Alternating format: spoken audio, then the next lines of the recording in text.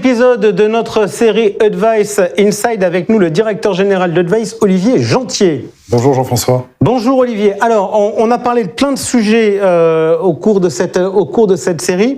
Aujourd'hui, je vais me mettre dans la peau d'un grand compte. Déjà, depuis que vous avez repositionné Advice pour fournir des parcours de souscription de produits d'épargne en ligne en 2016, vous avez bossé avec qui ? Alors déjà, pas que des parcours de souscription, ce sont des parcours clients. On couvre toute la chaîne, de la connaissance client, au devoir de conseil, à la souscription des produits, mais aussi à la prévente. Et pour répondre plus directement à votre question, aujourd'hui, on accompagne à la fois des acteurs traditionnels du monde de l'épargne en ligne. Je citerai Easy Bourse, Bourse Direct, Monabank, MoneyOne ou encore Meilleur Taux. Et puis des acteurs plus traditionnels du monde de la gestion de patrimoine, comme la plateforme Dorsia.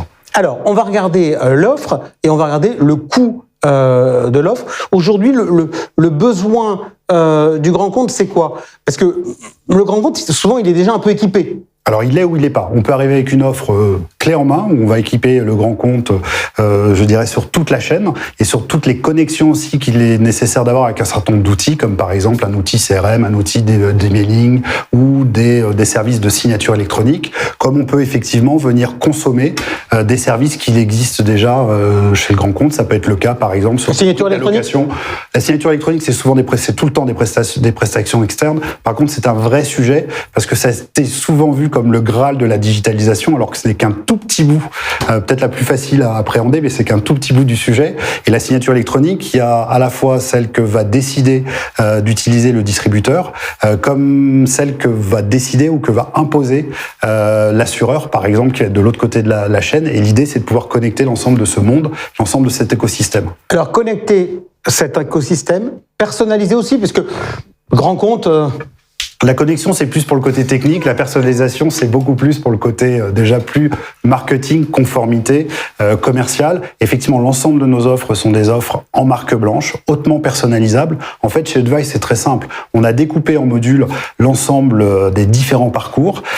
Chacun de ces modules peut être utilisé, peut être personnalisé, peut être substitué à un autre module qui existerait par exemple chez le partenaire. On va prendre un exemple tout simple, le profilage.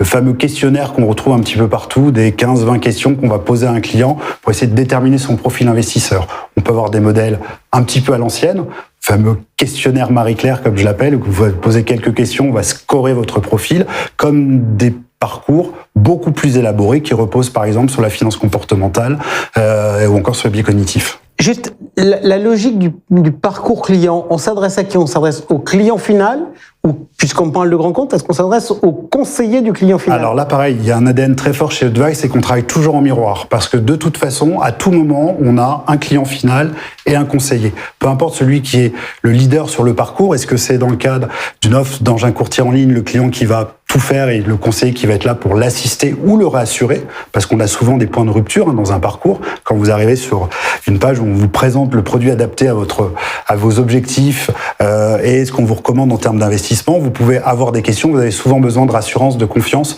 et là le conseiller peut intervenir, et dans nos parcours, le conseiller verra exactement ce que le client voit et pourra prendre la main à sa place pour l'aider, pour l'accompagner dans la suite du parcours. Et à l'inverse, on a des parcours qui peuvent être complètement faits par le conseiller. Alors, Olivier, je vais vous dire, je ne vais pas vous parler du client, je vais vous parler de l'auditeur. Et ce qu'il voit, c'est que dans le bandeau qui est juste sous nous, il y a le titre qui s'intitule « Digitalisation, combien ça coûte ?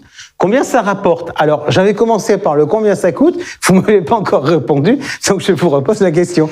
Ça coûte tout ce qu'on vient de se dire avant, c'est-à-dire quelle connectivité vous voulez, quel niveau de personnalisation. C'est un petit peu comme quand vous refaites la décoration chez vous. Ça dépend effectivement de jusqu'à où vous voulez aller. Donc on va avoir un budget d'installation. On parle de quelques dizaines de milliers d'euros. On est sur des coûts qui sont divisés par 5 ou 10 par rapport à ce que la digitalisation coûtait il y a maintenant 5 ans par exemple. Et puis après on a un budget de fonctionnement et nous on travaille tout simplement sur un modèle SaaS à l'abonnement. Et donc notre partenaire distributeur va payer en fonction de sa consommation. Combien ça rapporte ? Grosso modo, ça rapporte beaucoup, et ça rapporte beaucoup plus que ce que ça coûte, tout simplement parce que vous l'avez compris, vous gagnez, vous donnez plus d'autonomie à vos clients. On gagne, bien entendu, dans l'automatisation des process et donc dans globalement l'opportunité de faire plus de business. Et puis on a aussi un budget conformité éventuellement qui peut être réduit parce qu'on a des parcours qui sont beaucoup plus cadrés, beaucoup plus conformes. Olivier Gentier, merci beaucoup. On se retrouve bientôt pour un nouvel épisode de Advice Inside.